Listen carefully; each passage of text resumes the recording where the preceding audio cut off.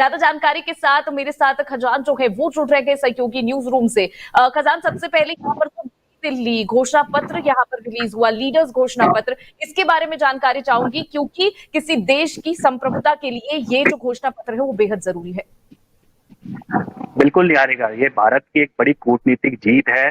पहले ही दिन नई दिल्ली G20 घोषणा पत्र यहाँ पे भारत की तरफ से जारी किया गया और सभी की सहमति के साथ वो पेश किया गया और इसको भारत की बड़ी कूटनीतिक जीत के तौर पे देखा जा रहा है। इसमें कई मुद्दे शामिल किए गए, आतंकवाद पर प्रहार किया गया, इसके अलावा रूस यूक्रेन युद्ध पर बोला गया और बिना नाम लिए, पुतिन का नाम नहीं लिया, लेकिन उसमें फिर भी रूस को नसीहत दे दी गई। फिर से पीएम मोदी का वो जो बयान था, जो इससे पहले भी 2022 में हमने देखा था, जब पीएम मोदी और रूस के राष्ट्रपति पुतिन मिले थे, तो उस समय भी एक बयान जो जारी किया गया था कि यह युद्ध का काल नहीं है, वो फिर से इस घोषणा पत्र में उसका जिक्र किया गया है।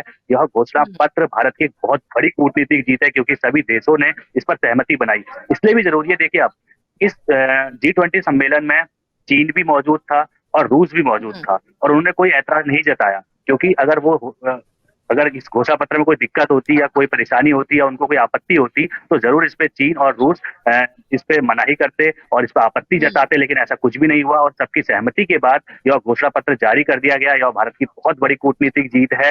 रूस के मुद्दे पर हम बात करें तो देखो, एक चीज तो साफ कर दी प्रधानमंत्री मोदी ने कि आज का समय जो है ना, वो सबको एक साथ लेकर चलने का समय है। हमारा थीम भी वही है कि एक पृथ्वी, एक परिवार और एक भविष्य, यानी कि सब मिलकर हम चलेंगे तो एक साथ हम आगे बढ़ेंगे। उसी थीम पर हमने यह घोषणा पत्र जारी किया था और घोषणा पत्र इतना अच्छी तरीके से बनाया गया था कि कोई आपत्ति नहीं जता पाया। अगर पहले हम बात करें, जब G20 समिट होने वाला था, उससे पहले की अगर हम बात करें तो उससे पहले चर्चा की जा रही थी, कयास लगाया जा रहा था और यहाँ तक कि रूस और यूक्रेन का जो पैराग्राफ था ना, उसको खाली रखा गया था। लेकिन जब कल यह पेश किया गया, रूस और यूक्रेन के युद्ध पर साफ तौर पर भारत ने अपना रुख स्पष्ट किया कि किसी भी देश की अखंडता, संप्रभुता पर कोई भी प्रहार को सहन नहीं कर सकते हम देश। कोई भी देश, G20 सम्मेलन जो संघ है, वो किसी भी देश की अखंडता और संप्रभुता पर अगर प्रहार होगा तो वह सहन नहीं होगा। इसके अलावा परमाणु हमले को लेकर इस घोषणा पत्र में जिक्र किया गया कि परमाणु हमले की जो धमकी है वो भी अस्वीकार्य होगी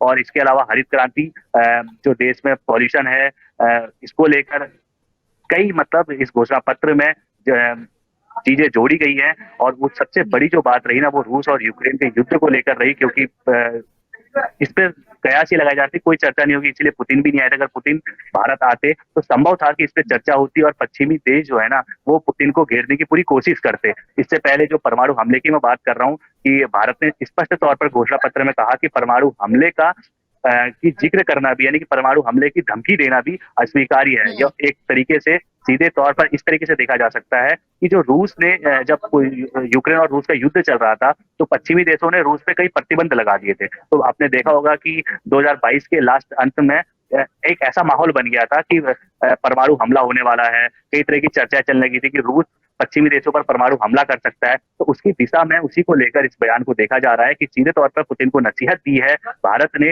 बिना नाम लिए। एक चीज और यहाँ पे क्लियर कर दूं कि भारत और रशिया के जो संबंध है ना, वो दोस्ती के बहुत अच्छे संबंध है। रशिया ने हमारे कई बार हमारी मदद की है, हमारी विषम परिस्थितियों में रशिया हमारे साथ खड़ा रहा है। लेकिन आज जब पूरी दुनिया को, अगर दुनिया चाहता है कि भैया हम विकसित बने, हमारा विकास हो, तो उसके लिए जरूरी है, भारत ने स्पष्ट कह दिया है कि भैया देखो, युद्ध का काल नहीं है, किसी की भी अखंडता पर प्रहार सहन नहीं हो सकता है, हम सबको मिलकर एक साथ आकर काम करना हो।